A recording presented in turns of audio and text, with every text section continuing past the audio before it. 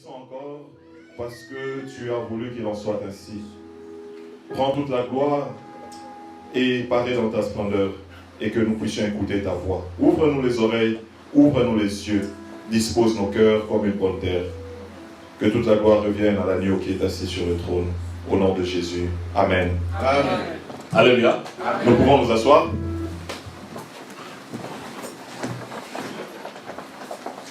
Je bénis le Seigneur encore pour ce matin. Il nous a été accordé de pouvoir encore apporter la parole. Sans plus tarder, nous allons nous rappeler donc le thème de ce matin. En fait, nous sommes dans la même lignée de ce qui nous a été enseigné le dimanche passé. Nous avons eu une introduction au sujet des vaillants dans la foi. Nous avions lu donc dans le livre de Matthieu, lorsqu'il nous a été présenté que le Seigneur Jésus dit dans Matthieu chapitre 10, depuis le temps de Jean-Baptiste jusqu'à ce jour, le royaume des cieux est forcé. Et ce sont les vaillants qui s'en emparent. Alléluia. Amen. Et ce sont les violents plutôt qui s'en emparent.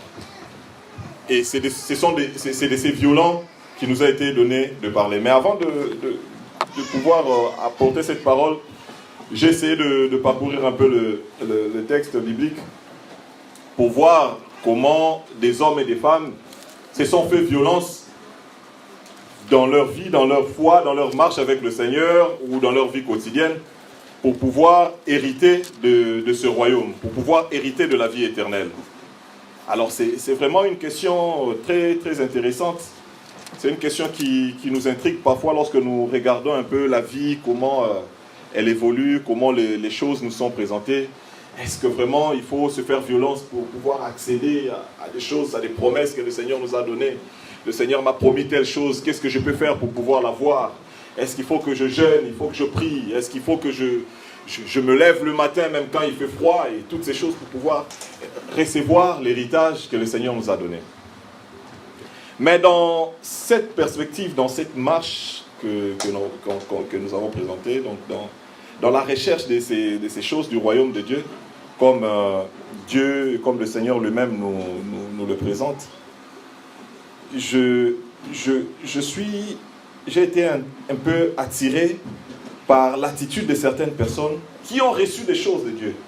Mais pour pouvoir conserver le salut, pour pouvoir conserver la grandeur de l'appel du Seigneur, ils ont voulu prendre une certaine attitude que nous allons examiner ce matin.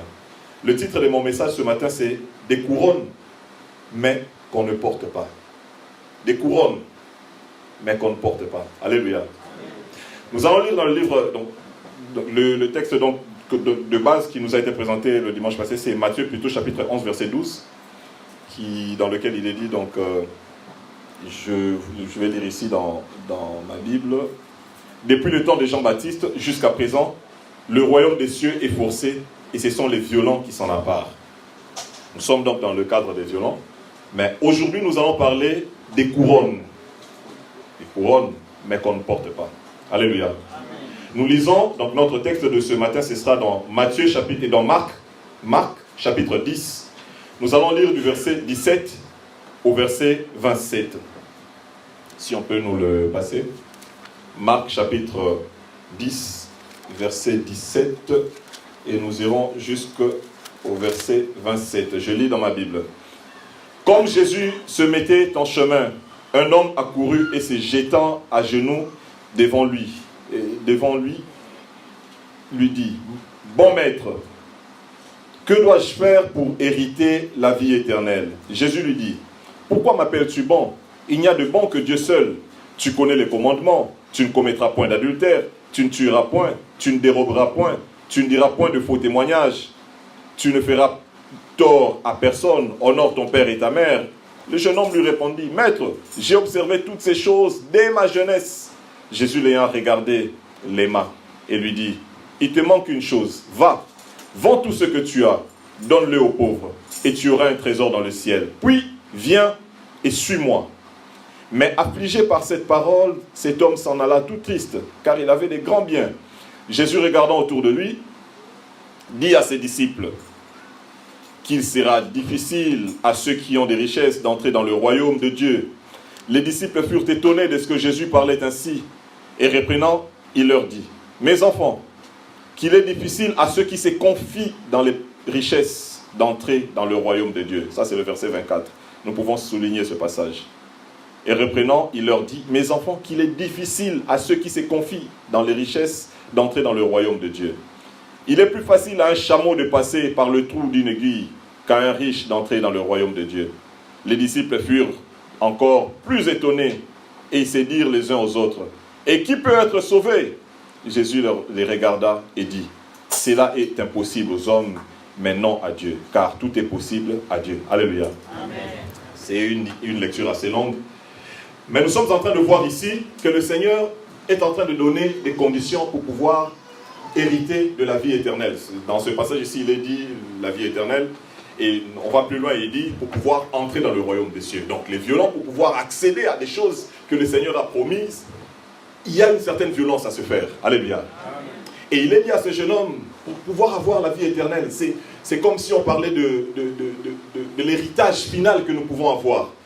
Le royaume des cieux, hérité de la vie éternelle. Nous pouvons avoir des biens, des voitures, des choses matérielles que le Seigneur nous donne. Mais ces jeunes hommes avaient tout cela. Mais il dit, Seigneur, mais moi, je n'ai pas besoin des comptes en banque.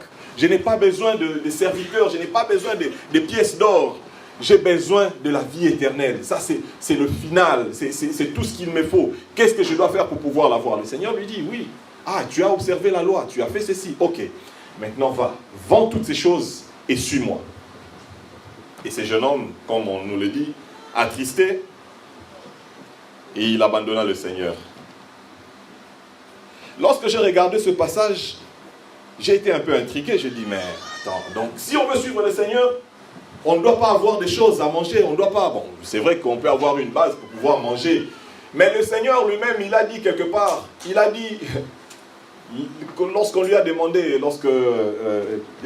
je crois Pierre et Jean lui ont demandé, Seigneur, où habites-tu? Il leur a dit, les renards ont des tanières, les oiseaux du ciel ont des nids, mais le Fils de l'homme n'a pas opposé sa tête.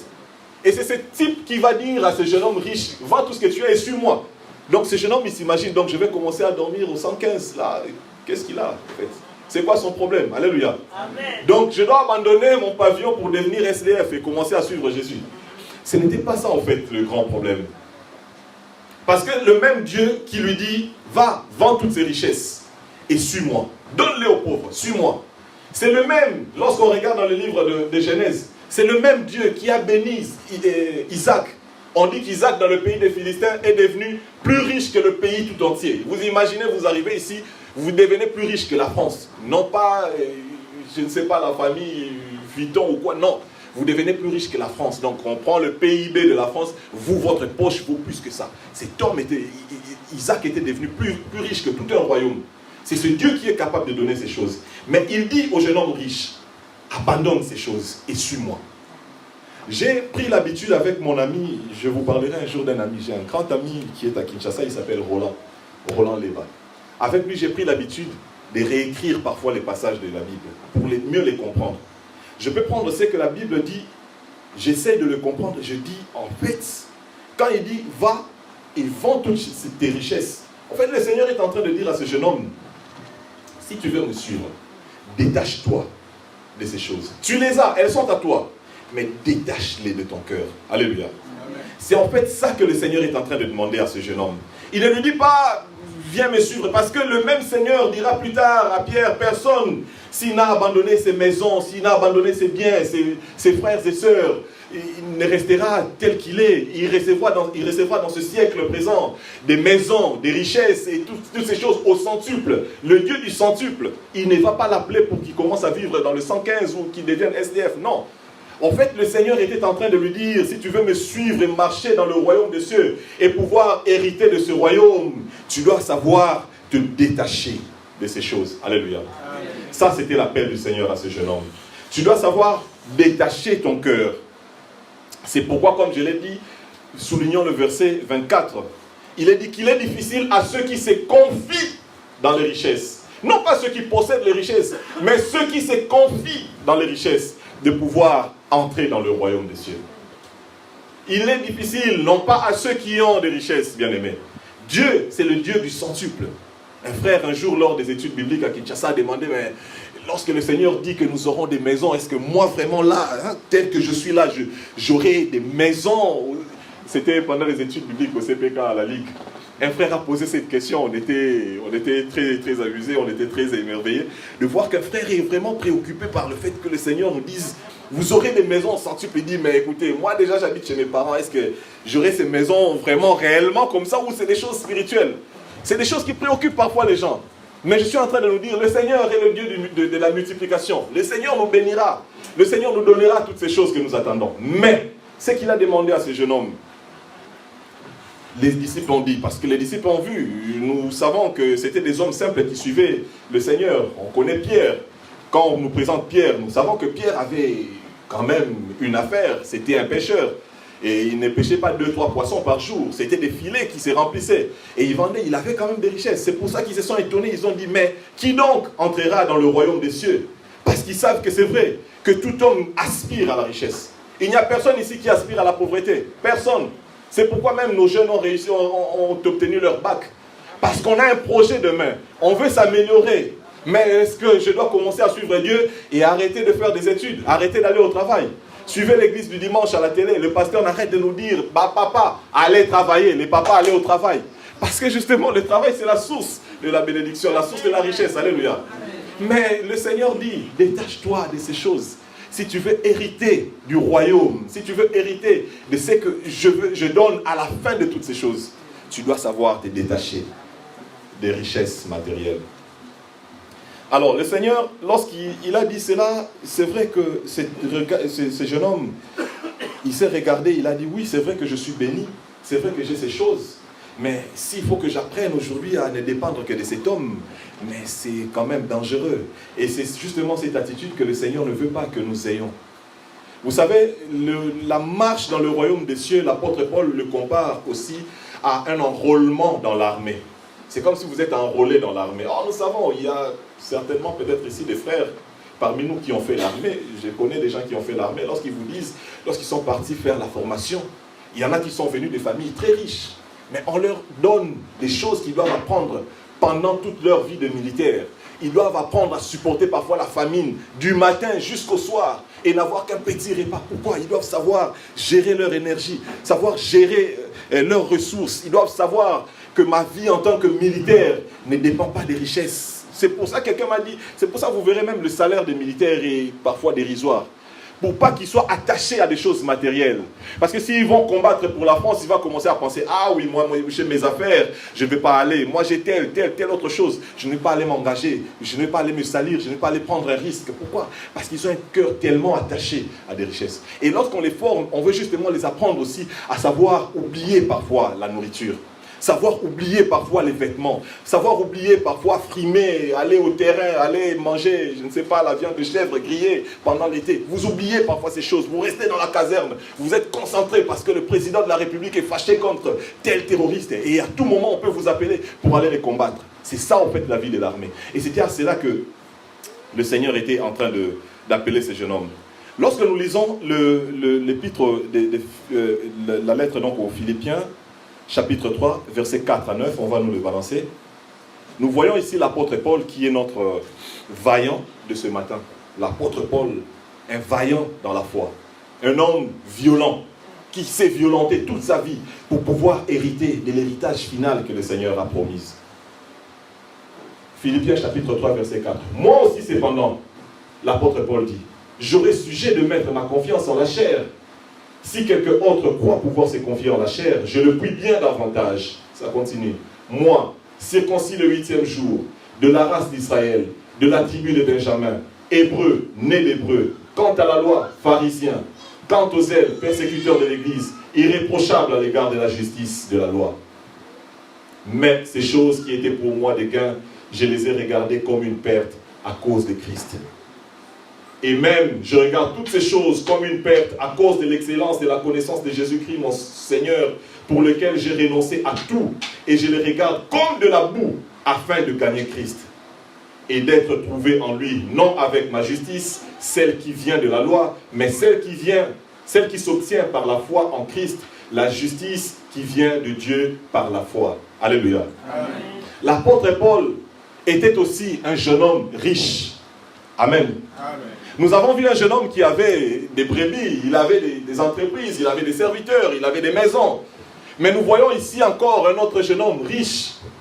Riche quant aux promesses de l'ancienne alliance et celles de la nouvelle alliance. Les promesses de l'ancienne alliance, il le dit, si on peut nous reprendre encore le verset 5. Il est dit, quand vous regardez, si vous me regardez vraiment bien là, moi, l'apôtre Paul, je peux me glorifier dans la chair. Je suis un Israélien, je suis né d'Hébreu, je suis de la descendance d'Abraham, j'ai les promesses que Dieu a données. Je suis circoncis le 8e jour, donc même mes parents ont respecté la loi comme il le faut. Je suis de la tribu de Benjamin. Et quant à la loi, j'ai été pharisien. C'est-à-dire, j'ai une haute connaissance de la parole de Dieu. Et verset 6. Et quant aux ailes, j'ai été persécuteur de l'Église. J'ai été irréprochable à l'égard de la justice de la loi. L'apôtre Paul est en train de se présenter. Il dit, moi-même aussi, je peux me glorifier. Moi-même aussi, je peux m'attacher à ces choses. Moi-même aussi, je peux marcher en ne regardant que ce que je possède. Et oublier toutes vos promesses, tout ce que le Seigneur a appelé, vivre comme je veux. Mais il dit quoi? Toutes ces choses, je les regarde comme de la boue.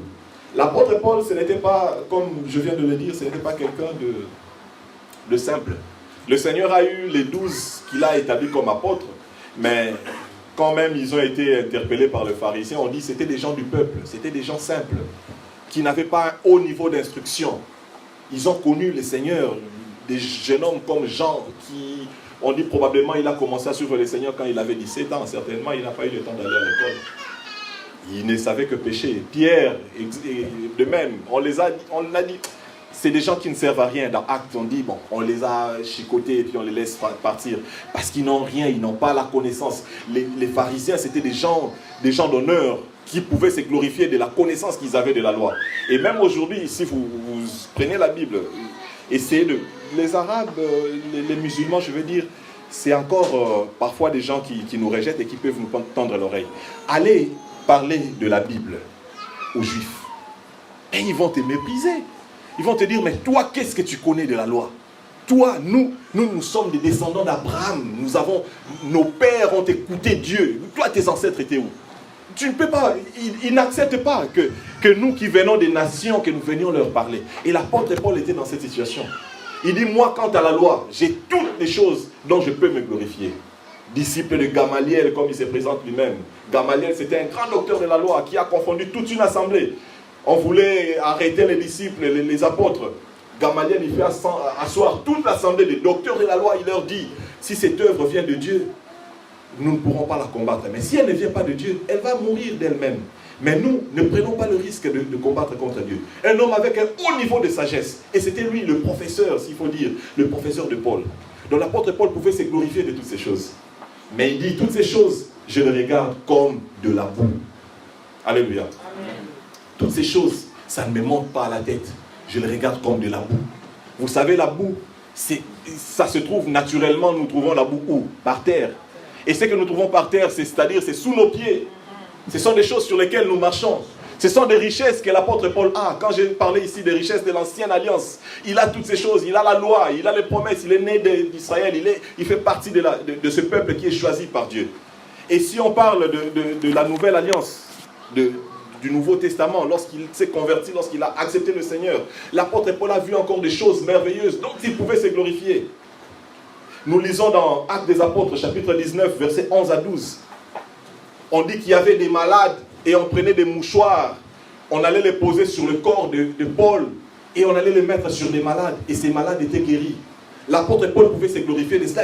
Vous voyez, moi je suis un super apôtre. Je ne suis pas comme vos hommes, vos gens que vous connaissez ici. Vous ne pouvez pas rigoler avec moi. L'histoire des mouchoirs que nous voyons parfois des prophètes et des hommes passer à la télé faire, ça a commencé dans la Bible. On allait poser des mouchoirs sur l'apôtre Paul. Je dis acte des apôtres. Acte chapitre 19, versets 11 à 12. On prend des mouchoirs, on met sur Paul, et on a une personne qui est malade, on va poser sur lui. Et la personne guérit. On voit des choses comme il le dit dans 2 Corinthiens chapitre 12, verset 2. Il nous décrit son histoire comme il a été ravi en esprit. Il a été amené jusqu'au 3e ciel. son expérience dans le surnaturel. L'apôtre Paul l'écrit. Il a vu Jésus. Il a entendu, il dit, j'ai été ravi dans mon esprit. 2 Corinthiens chapitre 12. Il dit, j'ai été ravi. Et j'ai entendu des paroles ineffables qu'il n'est permis à aucun homme de redire. Bien aimé, nous avons parfois des rêves. Tu as une vision pendant la nuit. Tu dis, j'ai vu des anges, j'ai vu Jésus. Mais l'apôtre Paul, il dit, j'ai été emmené au troisième ciel, dans l'habitation de Dieu. Et j'ai entendu des choses qu'on ne dit pas forcément. Une expérience merveilleuse. Vous savez, même dans le ministère, je dis ça, je dis ces richesses qu'il a reçues dans la Nouvelle Alliance. Dans le ministère, il y a des expériences, il y a des témoignages que les hommes ont connus et qui ont fait d'eux, jusqu'aujourd'hui, des hommes inébranlables quant à la foi. Prenez le pasteur, dites-lui, aujourd'hui, arrêtez, ne faites plus l'œuvre de Dieu, abandonnez, il vous dira non. Faites tout ce que vous voulez, je n'abandonnerai pas. Pourquoi? Parce qu'il est passé par des situations où il a invoqué le Seigneur et il a vu la réponse de Dieu. Il dit, à cause de ça, de ces choses que j'ai vues, je ne peux pas abandonner. Ce sont des expériences qui fondent la foi. Et ça peut nous amener même à nous enorgueillir. Je peux dire, moi, un jour, j'ai prié pour un malade et le malade a été guéri. J'ai prié pour un mort et il est ressuscité. L'apôtre Paul avait toutes ces choses. Alléluia. Il avait toutes ces choses. Il y a des expériences, il y a des choses qu'on peut connaître et qui peuvent bien nous affermir dans notre orgueil. Et l'apôtre Paul avait connu ces choses. Il dit, j'ai été ravi en esprit. J'ai eu une expérience terrible. J'ai entendu des paroles qui ne permis pas à un homme de redire. Et je crois que lorsqu'il est descendu sur la terre, son ministère était redevenu encore différent. Vous savez, il y a des expériences comme ça. Je connais un homme. J'ai parlé avec cet homme. Cet homme, il nous expliquait sa vie, son ministère, comment il fait. Il dit un jour, il a eu une expérience comme ça, comme l'apôtre Paul. Il dit un jour, j'étais en train de prier, je suis tombé comme en extase. Et je me vois comme ça, un portail s'ouvre, j'entre dans une maison, dans un palais, des anges qui me servent, ils me disent, assieds-toi là. Ils me servent une nourriture, j'entends une musique que je n'ai jamais entendue. Une nourriture, je ne sais pas si c'était de la nourriture, mais c'était comme si le Seigneur m'avait donné des choses à manger. J'ai mangé de ces choses-là. Et après, on m'a dit, votre temps est fini, vous devez retourner. Il dit, moi, je ne retournerai pas. Les anges lui ont dit, non, il faut que tu retournes parce qu'il y a du travail à faire sur la terre. Et quand il est revenu, il s'est réveillé. Il a raconté c'est pas sa visitation qu'il a eue. Il a eu un ministère comme pas possible. Cet homme, c'est le frère Alain Moloto. Quand il vous parle de Dieu, on avait des répétitions les dimanches après-midi à Lemba. On vient de l'église, on a fait le culte. Moi, j'étais à l'Écodim, tu enseignes à l'Écodim, tu rentres à l'église, tu finis à 13h. Tu vas à la répétition du groupe Gaël. Vous commencez à 16h. Vous terminez à 18h. À 18h moins, parfois le frère Alain vient, il prend la parole. Vous avez envie qu'il n'arrête pas de parler. Quand il parle, vous avez... C'est comme si Dieu descendait, comme si on vous lisait la vie de Dieu. Pourquoi? Parce qu'il y a des expériences, quand tu entres dans certaines dimensions, quand tu sors, il y a un impact. Et l'apôtre Paul a eu ces choses. Il a entendu des choses. Quand il parle, vous savez, l'apôtre Paul n'a pas vécu avec le Seigneur Jésus. Mais lorsqu'on lit dans 1 Pierre chapitre 3, verset 15 à 16, même l'apôtre Pierre dit, dans le livre de notre frère Paul, il y a des mystères parfois difficiles à expliquer. Même Pierre reconnaît que Paul écrit des choses que même nous n'avons pas comprises. Alléluia. Paul était dans une dimension qu'on ne peut pas comparer à tous les autres hommes de sa génération. C'est pourquoi même ces écrits, nous voyons comment ça nous influence jusqu'aujourd'hui. Tout ce que nous prêchons aujourd'hui, c'est des prédications de Paul, comme on le dit. C'est des choses que Paul a écrites, des choses qu'il a vues, qu'il a entendues. Il est entré dans une dimension qu'on ne peut pas imaginer. Mais Paul a compris que toutes ces choses sont des couronnes que je ne peux pas porter. Alléluia. Il dit, je le regarde comme de la boue. La boue, je ne peux pas prendre la boue et je le mets sur ma tête. À moins que vous soyez devenu fou. Mais vraiment fou des fous. Pas fou de Jésus, fou des fous. Vous prenez la boue, vous mettez sur la tête. Il dit, je regarde ça. Ça là. Ma gloire là, que je guérisse des malades, que je ressuscite des morts, que je fasse ceci, ou qu'on me craigne quant à la loi, que je sois héritier d'Abraham. Vous savez, l'ancienne alliance, quand il dit je suis descendant des enfants d'Israël, lorsqu'il dit je suis de la race d'Israël, vous savez, l'ancienne alliance, c'est lié à des bénédictions matérielles aussi. Les Juifs, on le voit aujourd'hui, le peuple d'Israël, ce sont des gens très riches. Ce n'est pas une présomption pour pouvoir les accuser de la richesse, non. Ce sont des gens bénis. Israël a une situation différente, ce peuple est différent. Et on le voit. On voit que c'est des gens matériellement bénis. Lorsqu'ils entrent dans les affaires, on voit comment ils sont bénis. C'est-à-dire que Paul, est matériellement, il était béni. Et spirituellement, il était béni. S'il se mettait aussi à faire des affaires, il allait devenir riche et richissime. Comme on l'a vu pour Isaac, comme pour ce jeune homme riche. Paul avait aussi la même situation. Mais contrairement à ce jeune homme qui n'a pas voulu se détacher de sa couronne, Paul a dit, moi ma couronne, je la considère comme de la boue. Ma couronne, je ne vais pas la garder sur ma tête. Je la jette à terre à cause du Seigneur Jésus. Alléluia. Des couronnes que nous ne sommes pas autorisés de porter. Des couronnes que nous n'avons pas le droit de porter. Nous avons des couronnes. Dieu te donnera des choses que tu désires. Dieu te bénira, bien-aimé. Mais le Seigneur, ce qu'il veut aussi travailler dans ton cœur. Il veut aussi travailler dans ta vie. Il veut pas que demain ton cœur soit attaché essentiellement à ces choses. Dans Deutéronome chapitre 8, il le dit. Lorsqu'Israël est sorti d'Égypte, Israël a traversé la mer, Israël est entré dans le pays de la promesse, le pays où coule le lait et le miel. Chacun de nous, je le dis, dans ce siècle ici, nous entrerons dans le pays où coule le lait et le miel. Ton combat, tu verras sa fin. Tu auras ce contrat que tu attends. Mais Dieu dit à Israël, garde-toi lorsque tu auras mangé et que tu te seras rassasié, lorsque tu auras construit des maisons, garde-toi d'oublier l'Éternel ton Dieu. Et c'est cela que le Seigneur a voulu dire. Je te fais entrer dans le pays où coule le lait et le miel. Mais fais-toi violence. Fais-toi violence. Détache ton cœur de toutes ces choses. Et la violence qui a été demandée à ces jeunes hommes ce jour-là, c'était simple. Détache-toi de ta richesse. Alléluia. Amen. Nous pouvons faire des jeûnes et prières pour avoir un CDI.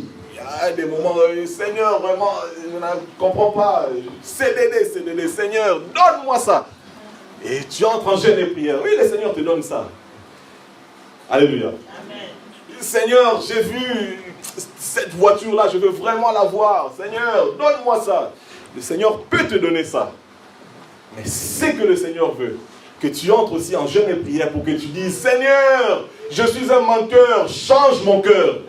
Seigneur, je suis un impudique, change mon cœur. Amen. Seigneur, je suis un pécheur. J'entre en jeûne et prière pendant 2 jours, 3 jours. Je vais faire une veillée de prière individuelle, mais pour que le Seigneur me change. Et fois qu'on dit, il y a veillée de prière ici, les gens ne viennent pas. Je me dis, je vais dire au pasteur, certainement les gens ont pris leur CDI. Vous avez prié, les gens sont bénis, ils ne veulent plus venir. Alléluia. Amen. On a eu le matériel, on oublie qu'il y a le spirituel, pour lequel nous devons être violents, encore plus violents. Amen. Et l'apôtre Paul qui avait toutes ces choses, il dit dans 1 Corinthiens, je crois, chapitre 9, verset 1 Corinthiens, chapitre 9, je crois, verset 24, il dit, je traite durement mon corps, afin de ne pas être rejeté, après avoir prêché aux autres. Je traite durement mon corps, durement. J'ai toutes ces choses. Comme j'ai dit, des gens qui vont faire l'armée, vous venez d'une famille riche, mais on va vous apprendre à traiter durement votre corps. Tu te lèves le matin, tu dis, Nutella, j'oublie, le pain au lait, j'oublie, la baguette du coin, j'oublie, et voilà, les saucissons et tout ça. Et moi, j'aime les cacahuètes d'Aldi, là. C'est un peu salé, c'est très bon. Tu oublies ça. Tu savais, quand vous n'avez pas mangé depuis le matin, vous jeûnez. À la fin, vous commencez à avoir des songes bizarres. Hein. Vous croyez que c'est Dieu qui vous parle, mais vous voyez une baguette avec vraiment planté à faim, tout ça. C'est plus le Seigneur, c'est la faim qui commence à frapper. Là, il faut bien traiter durement son corps. Alléluia. Ouais, là, tu dis vraiment, mon corps, j'aime ça parce que ça commence à te manquer.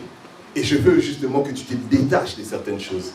Le Seigneur peut nous bénir, nous donne des richesses. Mais si le cœur n'est pas attaché à lui, regarde comment nous pouvons aller au-delà. Regarde comment nous pouvons créer des dégâts autour de nous et même perdre les saluts qui nous a été donné. Parce que l'apôtre Paul le dit, à la fin je risque d'être quoi? Rejeté. C'est l'apôtre Paul qui a été enlevé au ciel. C'est cet apôtre Paul-là qui a guéri des malades. Mais il dit, je continue de traiter durement mon corps. Parce qu'à la fin, je risque d'être rejeté. Le jeune homme riche du livre de Marc n'a pas voulu se détacher de ses richesses. Il n'a pas voulu se détacher de la gloire que le Seigneur lui a donnée. Le Seigneur te donnera cela. Bien-aimé, je le dis, le Seigneur est fidèle, il te donnera. Amen. Tout ce que tu demandes là, il te donnera. Il te donnera ça. Il te le donnera. Mais détache ton cœur de cela. Tu dois savoir que ta vie ne doit dépendre que du Seigneur, pas de cela. Pourquoi? Parce que le Seigneur peut donner, il peut le retirer.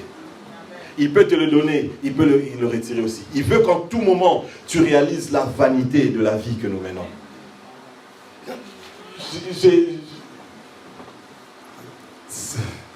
Alléluia. Amen. Vous savez, je connais ce chant que j'aime qu'on chante ici. Lève les yeux vers Jésus et regarde comment les choses de la terre pâlissent peu à peu. Alléluia. Les choses de la terre pâlissent peu à peu. Regarde à Jésus et les choses de la terre doivent pâlir au fur et à mesure que nous nous attachons au Seigneur. Les choses du monde ne doivent plus être si importantes que ça. Je vais parler une fois avec un frère, tu entends, ah oui, dans notre église, tel frère, il a telle voiture, tel autre frère, il a acheté la maison, tel autre frère a dit que l'autre frère avait... J'ai dit, oh, papa, dans votre église, vous parlez que de ça, des voitures, de cela. Je dis, mais ces frères-là, ils ont combien d'années dans le Seigneur? Il dit, oh, mais ça fait plus de 20 ans qu'ils ont accepté Jésus. Je dis, ça fait plus de 20 ans. Et les choses du monde n'ont pas pâli peu à peu. Au fur et à mesure que vous durez avec le Seigneur, les choses du monde deviennent si importantes pour vous. Posez-vous la question, est-ce que vous suivez vraiment le Seigneur? Les choses du monde doivent perdre de la valeur. On ne doit plus tellement s'attacher à cela. Oui, on doit avoir cela. Oui, il y a des gens que le Seigneur bénira encore davantage. Il y a des gens très riches ici et qui deviendront encore richissimes. Il y a des gens qui n'ont pas encore et à qui le Seigneur donnera. Il donnera un mariage. Ne fuis pas le Seigneur parce que tu as eu un mari. Il donnera des enfants. Ne commence pas à négliger l'œuvre. Oh non, Seigneur, pasteur, tu vois, nous les parents, c'est difficile de venir à l'église. Non, n'abandonne pas l'œuvre de Dieu à cause de la bénédiction que le Seigneur t'a donnée. Mais traite durement ton corps. Traite durement ton corps. Ce sont des couronnes que le Seigneur te donnera. Mais ne les mets pas sur ta tête. Considère-les comme de la boue. Alléluia. Considère-les comme de la boue. Apocalypse chapitre 4, versets 4 à 9. C'est un passage que nous aimons sur les couronnes. Ah, les 24 vieillards, ils ont leurs couronnes, ils les jettent à terre. Alléluia. Ils ont des couronnes, ils les jettent à terre. Justement, Jean a vu cela. Apocalypse, il dit, autour du trône, 24 vieillards. Il y a d'abord les 4 êtres vivants et les 24 vieillards qui avaient des couronnes d'or. Et il dit, les 4 êtres vivants disent, nuit et jour, Saint, Saint, Saint est l'Éternel Dieu des armées. Saint, Saint, Saint est l'Éternel Dieu des armées. Celui qui était, qui est et qui vient. Ils le disent nuit et jour. Et l'apôtre Jean ajoute, il dit, lorsque les 4 êtres vivants rendent gloire à Dieu, les 24 vieillards jettent leur couronne. C'est bizarre. Mais au début, quand ils voient les 24 vieillards, il dit, ils avaient sur leur tête des couronnes. 24 trônes et sur ces trônes, 24 vieillards assis, revêtus de vêtements blancs, et sur leur tête des couronnes d'or. Mais il dit, continuons, du trône sortent des éclairs, des voix, des tonnerres, devant le trône brûle 7 lampes ardentes qui sont 7 esprits de Dieu. On descend.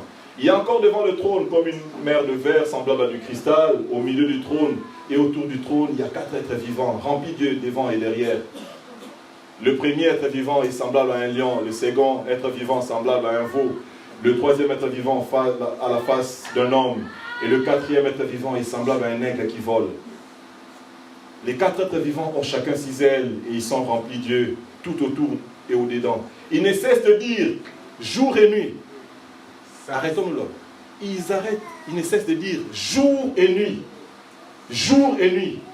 Le synonyme de jour et nuit, ça veut dire quoi? Continuellement, infiniment. Jour et nuit, matin, midi, soir, jour et nuit. C'est une expression pour dire qu'ils ne s'arrêtent pas. Nuit et jour, à tout moment, ils disent Saint, Saint, Saint est le Seigneur Dieu, le Tout-Puissant, qui était, qui est et qui vient. Quand les êtres vivants rendent gloire et honneur et action de grâce à celui qui est assis sur le trône, à celui qui vit au siècle des siècles, regardons maintenant ce qui vient après. Les 24 vieillards se prosternent devant celui qui est assis sur le trône, ils adorent celui qui vit au siècle des siècles, et ils font quoi? Ils jettent leur couronne devant le trône en disant tu es digne, notre Seigneur, notre Dieu, de recevoir la gloire, l'honneur, et ainsi de suite. Alléluia. Regardons un peu ces deux choses.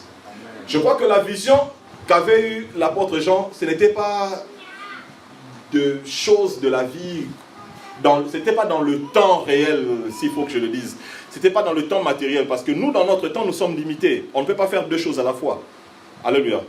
Je ne peux pas être ici et en train de faire des choses dans la cuisine en même temps. Je ne peux pas avoir ma Bible ici et tenir ma Bible et mettre en même temps la main comme ça. L'apôtre Paul, en fait, je dis l'apôtre Jean, il commence à voir d'abord les 24 êtres les 24 vivants, excusez-moi, les 24 êtres, ça s'enchevêtre. Les 24 vieillards, il les voit avec des couronnes. Mais après il dit, mais en fait, il se peut que je n'ai pas bien vu. Parce que quand les 4 êtres vivants rendent gloire nuit et jour, eux là, ils se prosternent et ils jettent leur couronne. C'est-à-dire en réalité, Dieu a voulu montrer à Jean que les 24 vieillards ont reçu des couronnes, mais qu'ils ne portent jamais. Qu'ils ne portent jamais, pourquoi? Parce que devant le trône, la louange et l'adoration ne s'arrêtent pas. Ils ne se rendent pas au boulot avec leur gamelle pour dire, bon, pendant la pause, les 4 êtres vivants, ils s'en vont, ils vont manger leur gamelle, ils vont reprendre la louange après. Non, ils adorent nuit et jour, ils ne s'arrêtent pas. Et nuit et jour, les 24 vieillards sont prosternés et ils n'ont pas leur couronne en réalité. Dieu voulait dire à Jean, ce sont des gens que j'ai bénis, ce sont des gens, des êtres que j'ai bénis de sagesse et d'intelligence et de pureté. Ils se tiennent dans ma présence, ils se tiennent devant mon trône. Ils ont des couronnes d'or, mais ces couronnes, ce n'est pas pour leur tête, c'est pour être jetés aux pieds du roi. Et ils savent que nous, si nous sommes remplis de cette sagesse et de cette pureté, et si nous avons la grâce d'exister dans la présence de Dieu, c'est pour pouvoir lui rendre gloire. Et ils ne s'attachent pas à leur couronne, ils les jettent à terre et ils rendent gloire à Dieu. Alléluia. Bien-aimé, je le répète, Dieu te bénira. Amen. Dieu te donnera cette couronne d'or. Il te donnera. Tu seras couronné après ce combat. Tu le chantes. Je serai couronné. Tu seras couronné. Mais ne porte pas cette couronne. Jette-la à terre et adore le Seigneur. Qu'en tout temps, tu restes concentré à l'appel du Seigneur dans ta vie. Que tu restes concentré aux besoins du Seigneur. C'est pourquoi parfois, lorsqu'il y a un besoin dans l'église, parfois, mon compte épargne, il faut que ça monte quand même. Il y a un besoin pour l'église de Dieu. Alléluia. Hey, ne t'attache pas lorsque les richesses s'accroissent. N'y attache pas ton cœur. Ne t'attache pas à la couronne. Des couronnes, nous avons, mais nous n'avons pas le droit de les porter. Pourquoi? Parce que devant la gloire de Dieu, nous ne pouvons pas rester insensibles. Devant la gloire de Dieu, je ne peux pas me taper la poitrine pour me dire, moi, je suis disciple de Gamaliel, je suis descendant de Benjamin, je suis ceci, je suis l'apôtre Paul, j'ai été ravi au 3e. Non, devant la gloire de Dieu. Et le pasteur Massamba même, on rend témoignage de lui. Il danse pour Jésus. Il y a dans d'autres églises où le pasteur ne danse pas. Vous dansez et le pasteur, lui, il est là. Il reçoit la gloire avec Jésus. Jésus, hein? Nous, là. Oh! Alléluia. On a rendu témoignage de lui par un petit enfant. J'aime le pasteur Massamba. J'aime comme il danse pour Jésus. Mais même pour danser, tu dis, un grand prêtre, je ne peux pas danser devant des petits comme ça. Non. Alléluia. Dans l'église du Seigneur. Et la flamme de la gloire du Seigneur brille nuit et jour. En tout temps, la gloire doit revenir au Seigneur. Non seulement à l'église, mais même dans nos maisons, même dans notre vie privée en particulier, partout où nous sommes.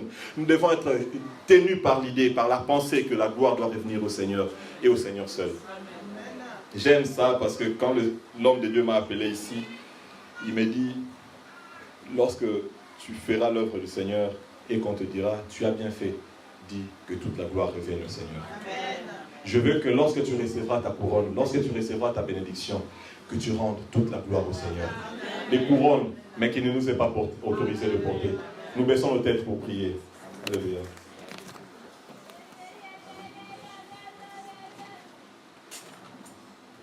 Nous allons prier.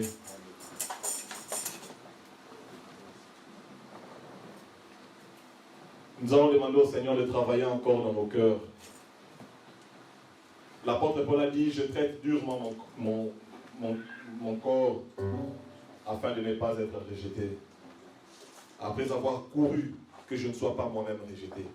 Après avoir été béni, que je ne sois pas abandonné. Après avoir été